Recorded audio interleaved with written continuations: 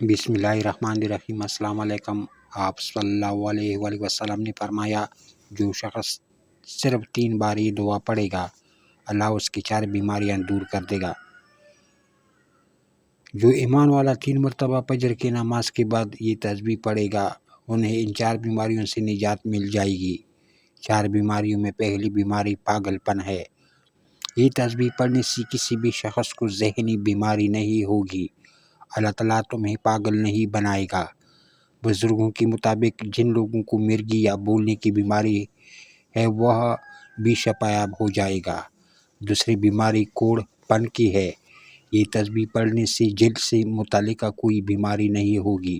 کچھ لوگوں کے چہرے پر دانے، پھنسی وغیرہ نکل آتے ہیں یا ان کا رنگ کالا ہو جاتا ہے، یہ تسبیح ضرور پڑھے۔ تیسری بیماری آندھی پن کی بیماری ہے۔ اگر آپ کو کم نظر آتا ہے تو یہ تسبیح ضرور پڑھیں۔ چوتھی بیماری فالج کی بیماری ہے۔ جن افراد کے ہاتھ پاؤں اچانک کام نہیں کرتے وہ بھی یہ تسبیح ضرور پڑھیں۔